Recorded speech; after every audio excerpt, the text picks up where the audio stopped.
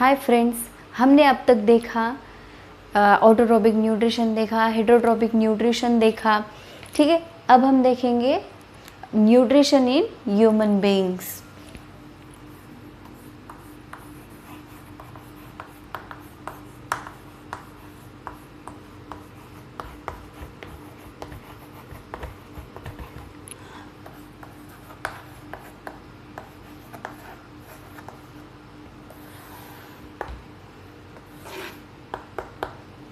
ठीक है, nutrition in human beings में हमें क्या देखना है? ह्यूमन डाइजेस्टिव सिस्टम देखना है। ठीक है, तो देखो यहाँ पे मैंने डायग्राम ड्रॉ कर दी है।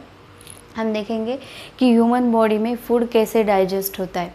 ठीक है, तो देखिए कौन से पार्ट्स हैं। यहाँ पे टंग है, माउथ है, माउथ को बकल कैविटी कहा जाता है। ये ईसोफेगस है, डायफ्राम है, गैल ब्लैडर, स्टमक है, पैनक्रियाज है, large intestine, small intestine, appendix, anus. तो माउथ से लेकर एनस तक फूड का डाइजेशन होता है और फिर उसको एज ए एनर्जी सोर्स बोल के यूज़ किया जाता है। तो माउथ से लेकर एनस तक जो भी ये लॉन्ग ट्यूब है, इसको कहा जाता है एलिमेंट्री कैनाल।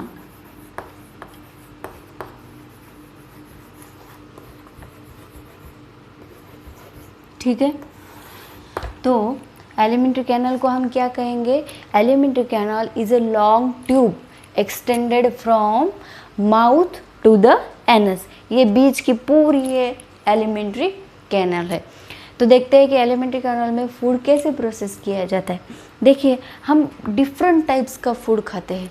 ठीक है, तो it is must to digest different types of food in a same elementary canal. ठीक है, बहुत सारा फूड होता है, तो क्या अलग अलग फूड अलग अलग डाइजेस्ट होता है क्या? नहीं, वो सेम एलिमेंट्री कैनाल में डाइजेस्ट होता है। ठीक है, तो देखते हैं कैसे डाइजेस्ट होता है।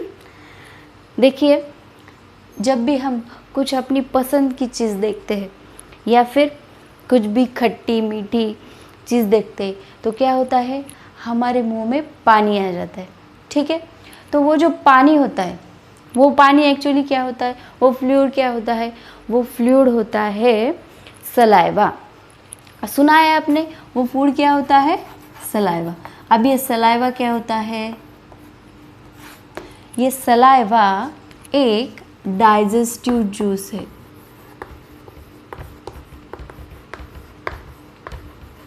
जो हमारी हेल्प करेगा फूड के डाइजेशन में। अब देखिए, हम जब खाना खाते तो हम क्या करते हैं? उसको चबाते हैं। ठीक है, मतलब हमारे टीथ से उसको क्रश करते हैं। तो क्रश करने से क्या होगा? उस फूड पार्टिकल्स का कन्वर्जन होगा छोटे छोटे पार्टिकल्स में। ठीक है, अब वो जो छोटे छोटे पार्टिकल्स है एज इट इज जाके डाइजेस्ट हो गए क्या? नहीं, क्या करना पड़ेगा कि उसको डाइजेस्टिव जूसेस के साथ मिक्स करना पड़ेगा, जिससे क्या होगा? उस फूड में जो भी कुछ स्टार्च है या फिर सेल्यूलोज है, एनिमल्स में सेल्यूलोज होता है, तो सेल्यूलोज उसको डाइजेशन शुरू हो जाएगा। ठीक है, तो देखिए हमारे मुंह में जो पानी आता है सलाइवा, वो है एक डाइजेस्टिव जूस।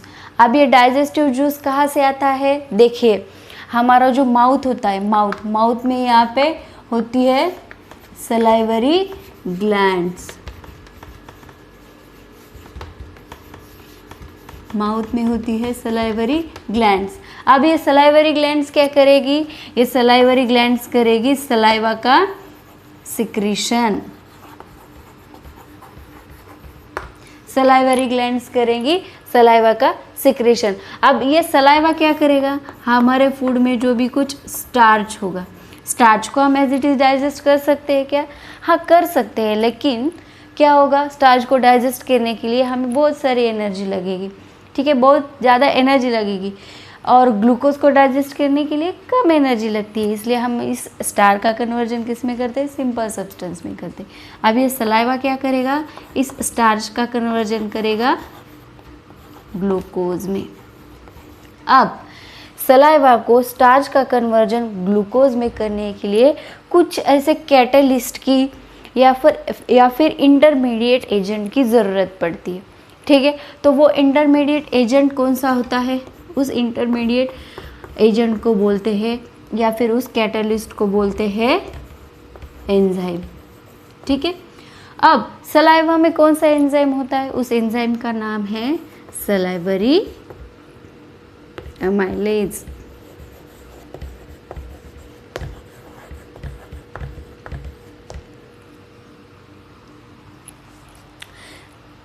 सलाइवा में कौन सा एंजाइम होता है? Salivary amylase.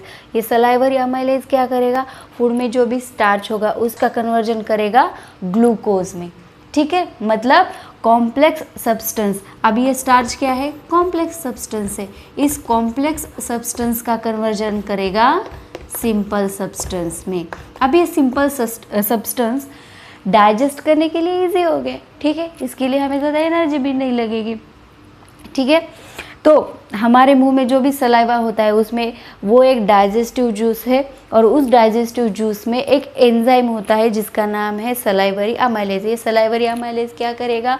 हमारे फूड में जो भी स्टार्च है, वो स्टार्च एक कॉम्प्लेक्स सब्सटेंस है, उस कॉम्प्लेक्स सब्सटेंस का कन्वर्जन करेगा सिंपल सब्सटेंस में। उसका नाम है ग्लूकोज।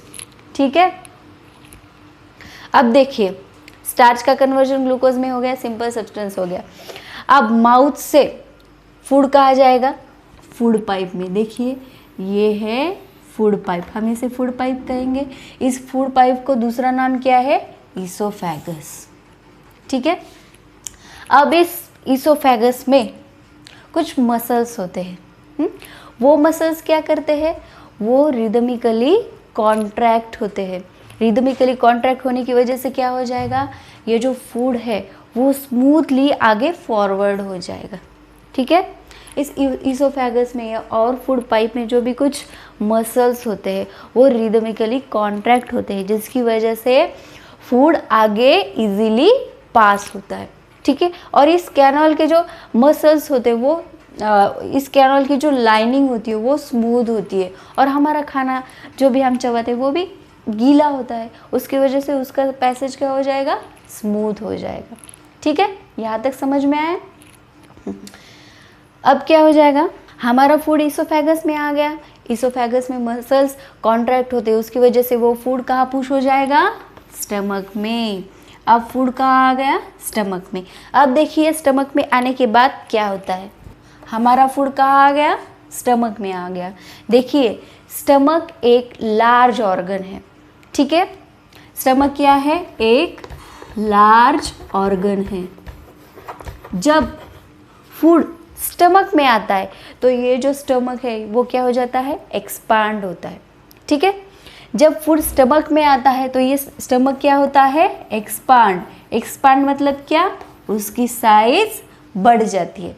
ठीक है, अब देखिए ये जो स्टमक है, स्टमक क्या करता है? फूड को डाइजेस्ट करने के लिए बहुत हेल्प करता है। कैसे हेल्प करता है? जब फूड स्टमक में आता है तो इस स्टमक की जो इनर लाइनिंग्स होती है वो इनर लाइनिंग्स क्या करती है? फूड को डाइजेस्टिव जूसेस से मिक्स करने के लिए हेल्प करती है। Mixes food with more digestive juices. ठीक है, स्टमक में क्या होता है कि जब फूड आता है तो उसकी साइज़ बढ़ जाती है, मतलब वो ऑर्गन एक्सपांड होता है। उसके बाद क्या होता है कि इसकी जो इनर लाइनिंग्स होती है वो फूड को क्या करती है? हेल्प करती है। कैसे? उस फूड को मोर डाइजेस्टिव जूसेस से मिक्स करती है, जिसकी वजह से उसका डाइजेशन इजी हो जाएगा। ठीक है, उसके बाद क्या होता है?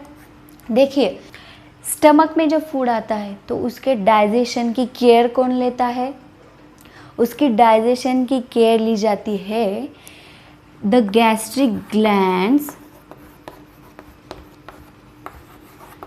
Present in the stomach. ठीक है, स्टमक में गैस्ट्रिक ग्लैंड्स होती है।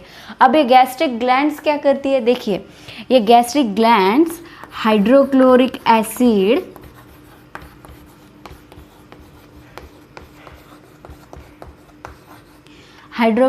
Acid protein digesting enzyme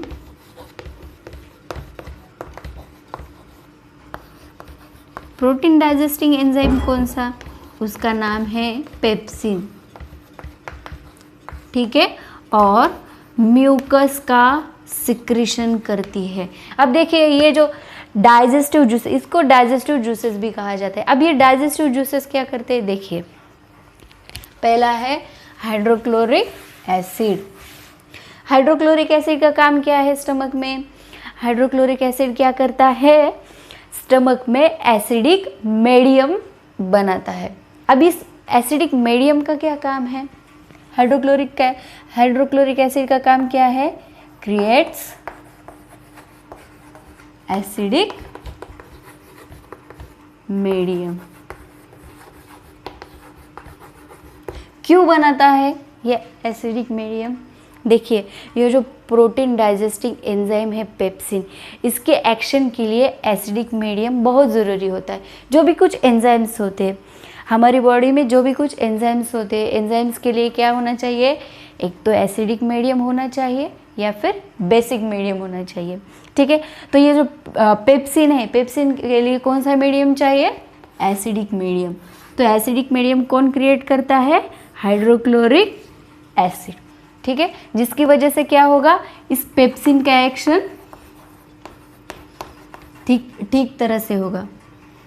pepsin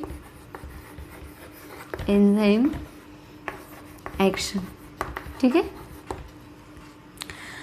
protein digesting enzyme क्या करेंगे, प्रोटीन डाइजेस्टिंग एंजाइम करेंगे प्रोटीन का डाइजेशन, ठीक है, जो भी हमारे फूड में प्रोटीन्स होंगे उसका डाइजेशन करेंगे, ठीक है। अब इस म्यूकस का क्या काम है, अब ये म्यूकस क्या करता है, जो हमारे स्टमक की इनर लाइनिंग्स है, स्टमक की जो इनर लाइनिंग्स है, इसको प्रोटेक्ट करता है एसिडिक मीडियम से, ठीक है।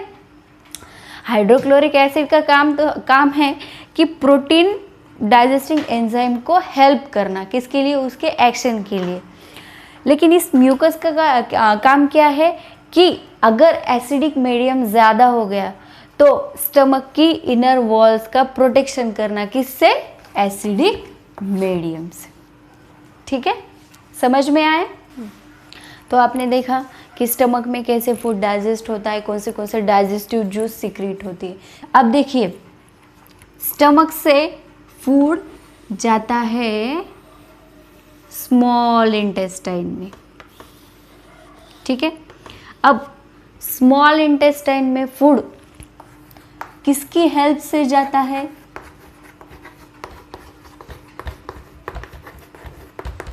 स्मॉल इंटेस्टाइन, स्टमक से स्मॉल इंटेस्टाइन में फूड पास होता है with the help of sphincter muscles, ठीक है। स्टमक से स्मॉल इंटेस्टाइन में फूड पास होता है with the help of sphincter muscles. ये स्फिंक्टर मसल्स क्या करते फूड को स्मॉल अमाउंट में स्मॉल इंटेस्टाइन में रिलीज करते हैं। ये स्मॉल इंटेस्टाइन एक लॉन्गेस्ट ऑर्गन है, ठीक है। अब ये जो लॉन्गेस्ट ऑर्गन है ये क्या है, एक कॉम्पैक्ट स्पेस में फिट होता है, किसकी वजह से, क्योंकि स्मॉल इंटेस्टाइन ये एक एक्सटेंसिव कॉइलिंग है। स्मॉल इंटेस्टाइन एक कॉइल के जैसा होता है, इसलिए वो क्या है, एक कॉम्पैक्ट स्पेस में फिट होता है। लेकिन एक कॉम्पैक्ट स्पेस में फिट होता है, क्यों फिट होता है, क्योंकि ये होती है एक एक्सटेंसिव कॉइलिंग, ठीक है। इस स्मॉल इंटेस्टाइन की लेंथ डिफरेंट एनिमल्स में डिफरेंट होती है डिपेंडिंग ऑन द फूड दे ईट, ठीक है। जैसे कि हर्बीवोर्स, आपको पता है हर्बीवोर्स मतलब क्या, ग्रास ईटिंग एनिमल्स और plant eating animals. Plant eating animals जो होते हैं उनमें स्मॉल इंटेस्टाइन की लेंथ लॉन्गेस्ट होती है। क्यों होती है? क्योंकि जो वो फूड खाते हैं, कौन सा फूड खाते हैं? वो ग्रास खाते हैं। ग्रास में क्या होता है? सेल्यूलोज, और सेल्यूलोज डाइजेस्ट इजीली नहीं होता है, इसलिए स्मॉल इंटेस्टाइन की लेंथ उनमें लॉन्गेस्ट होती है। ठीक है। और जो कार्निवोर्स होते हैं, कार्निवोर्स क्या खाते हैं? फ्लैश खाते हैं या फिर मीट खाते हैं, और मीट इजीली डाइजेस्ट होता है, इसकी वजह से उनमें स्मॉल इंटेस्टाइन की लेंथ कैसी होती है? स्मॉल होती है। ठीक है। Small intestine is a site of complete digestion of food. देखिए, स्मॉल इंटेस्टाइन एक साइट है जहाँ पे फूड का कंप्लीट डाइजेशन होता है। कंप्लीट डाइजेशन मतलब क्या? स्मॉल इंटेस्टाइन में कार्बोहाइड्रेट्स, प्रोटीन्स एंड फैट्स का कंप्लीट डाइजेशन होता है। ठीक है। स्टमक में होता था क्या? नहीं। स्टमक में क्या होता था? फूड डाइजेस्टिव जूसेस के साथ थोरोली मिक्स होते थे, और स्टमक से वो आ गए स्मॉल इंटेस्टाइन में। अब क्या होगा? स्मॉल इंटेस्टाइन में कार्बोहाइड्रेट्स, प्रोटीन्स एंड फैट्स का कंप्लीट डाइजेशन होगा। इसके लिए स्मॉल इंटेस्टाइन किसकी हेल्प लेता है? Pancreatic and pancreatic secretions and bile की हेल्प लेता है। ठीक है। अब ये बाइल कहाँ से आता है? देखिए, यहाँ लीवर में गैल ब्लैडर होता है, गैल ब्लैडर में बाइल का सिक्रीशंस होता है, और ये है बाइल डक्ट। बाइल डक्ट से वो आ जाता है स्मॉल इंटेस्टाइन में, और यहाँ पे है पैनक्रियाज। पैनक्रियाज से पैनक्रियाटिक एंजाइम्स डायरेक्ट आ जाएंगे स्मॉल इंटेस्टाइन में। ठीक है। तो स्मॉल इंटेस्टाइन में कार्बोहाइड्रेट्स, प्रोटीन्स एंड फैट्स को डाइजेस्ट करने के लिए उसकी हेल्प कौन करता है? पैनक्रियाटिक सिक्रीशंस और बाइल। अब देखिए, स्मॉल इंटेस्टाइन में जो फैट्स होते हैं, वो फैट्स एक बिग ग्लोब्यूल्स के फॉर्म में होते हैं। ठीक है। स्मॉल इंटेस्टाइन में जो फैट्स होते हैं वो बिग ग्लोब्यूल्स के फॉर्म में होते हैं, और ये जो बाइल होता है, बाइल फैट्स को डाइजेस्ट करता है। ठीक है। तो ये जो बिग ग्लोब्यूल्स होते हैं, इसको डाइजेस्ट करने के लिए बाइल को दिक्कत आती है, वो उसको डाइजेस्ट नहीं कर पाता है। तो फिर वो क्या करता है कि बाइल में कुछ बाइल सॉल्ट्स होते हैं। ठीक है। ये बाइल सॉल्ट्स क्या करते हैं? इस बिग ग्लोब्यूल को कन्वर्ट करते हैं स्मॉल ग्लोब्यूल्स में, और फिर उसका डाइजेशन होता है। ठीक है। अब बाइल ने क्या किया? बाइल सॉल्ट्स यूज करके बिग ग्लोब्यूल्स का कन्वर्जन किया स्मॉल ग्लोब्यूल्स में, और फिर उसका डाइजेशन किया। ठीक है। अब ये पैनक्रियाटिक सिक्रीशंस, देखिए पैनक्रियाटिक सिक्रीशंस क्या होते हैं? पैनक्रियाटिक सिक्रीशंस दो प्रकार के होते हैं। पहला है ट्रिप्सिन,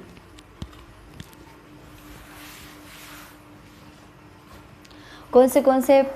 पहला है ट्रिप्सिन और दूसरा है लिपेज। अब ये ट्रिप्सिन क्या करेगा? प्रोटीन्स को डाइजेस्ट करेगा। ठीक है। पैनक्रियाटिक सिक्रीशंस में पहला है ट्रिप्सिन। अभी ट्रिप्सिन क्या करेगा? प्रोटीन को डाइजेस्ट करेगा, और लाइपेज क्या करेगा? इमल्सिफाइड फैट्स को डाइजेस्ट करेगा। ठीक है। देखिए, स्मॉल इंटेस्टाइन में क्या हो रहा है? स्मॉल इंटेस्टाइन में पैनक्रियाज से और लिवर से सिक्रीशंस आते हैं। सिक्रीशंस का मतलब है डाइजेस्टिव जूसेस आते हैं, जैसे कि लिवर से आता है बाइल, और पैनक्रियाज से आता है ट्रिप्सिन और लाइपेज। अब बाइल क्या करता है? जो भी फैट्स के ग्लोब्यूल्स होते हैं, उस फैट के ग्लोब्यूल्स को स्मॉल ग्लोब्यूल्स में कन्वर्ट करेगा, और फिर उसको डाइजेस्ट करेगा। ट्रिप्सिन क्या करेगा? प्रोटीन्स को डाइजेस्ट करेगा, और लाइपेज करेगा इमल्सिफाइड फैट्स को डाइजेस्ट। ठीक है, अब स्टमक से जो फूड स्मॉल इंटेस्टाइन में आता है तो वो फूड कैसे होता है, एसिडिक होता है, क्योंकि स्टमक में एसिडिक मीडियम था कि नहीं, हाइड्रोक्लोरिक एसिड। ठीक है, तो जब वो स्मॉल इंटेस्टाइन में आता है तो वो कैसे होता है, एसिडिक। उसको कन्वर्ट किस में करना पड़ता है, अल्कलाइन मीडियम।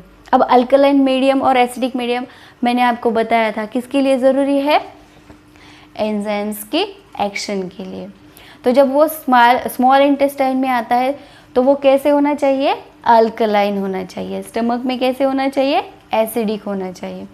स्मॉल इंटेस्टाइन में क्यों अल्कलाइन होना चाहिए, जो ये पैनक्रियाटिक एंजाइम्स है इसकी एक्शन के लिए, क्योंकि ये जो दो एंजाइम्स है उसके एक्शन अल्कलाइन मीडियम में फैसिलिटेट होती है। ठीक है, तो देखिए स्मॉल इंटेस्टाइन में एंजाइम एक्शंस हो गई। ठीक है, अब क्या होता है, देखिए स्मॉल इंटेस्टाइन में इंटेस्टाइनल ग्लैंड्स होती है।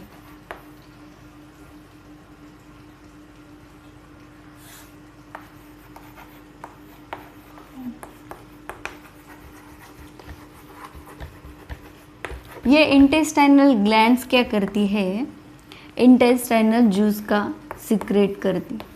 सिक्रेशन करती है, इंटेस्टाइनल जूस का सिक्रेशन करती है।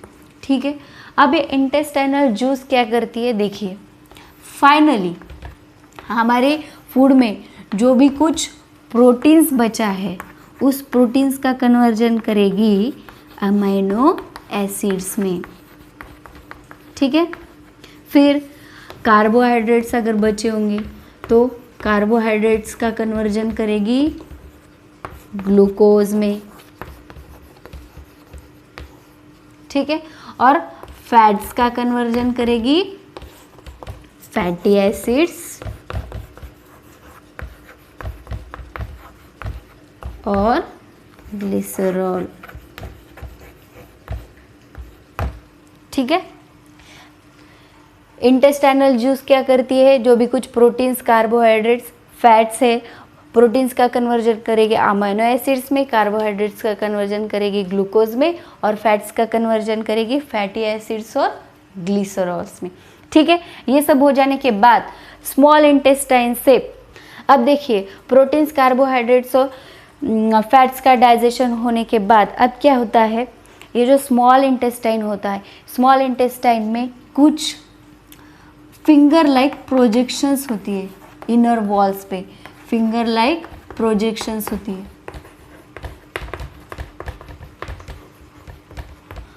उस फिंगर लाइक प्रोजेक्शंस को क्या कहा जाता है, विली। अब ये विली क्या करती है, स्मॉल इंटेस्टाइन के इनर वॉल पे होती है फिंगर लाइक प्रोजेक्शंस, जिसको कहा जाता है विली। अब ये विली क्या करती है कि स्मॉल इंटेस्टाइन से जो भी डाइजेस्टेड फूड है उस डाइजेस्टेड फूड को क्या करती है, ऑल बॉडी पार्ट्स के सेल्स को प्रोवाइड करती है, provide to all body parts. ये इस विली में ब्लड वेसल्स होती है। ब्लड वेसल्स होने की वजह से क्या होता है कि ये विली डाइजेस्टेड फूड को पूरे बॉडी पार्ट्स की तरफ ले जाती है।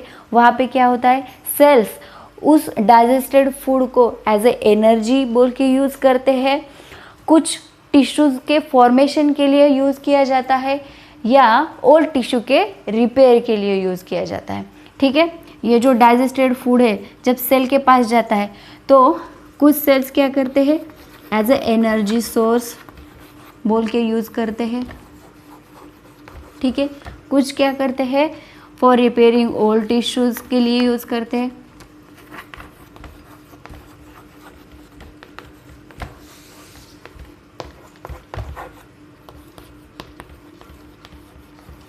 और फॉर्मेशन ऑफ न्यू टिश्यूज़ के फॉर्मेशन के लिए भी यूज़ किया जाता है।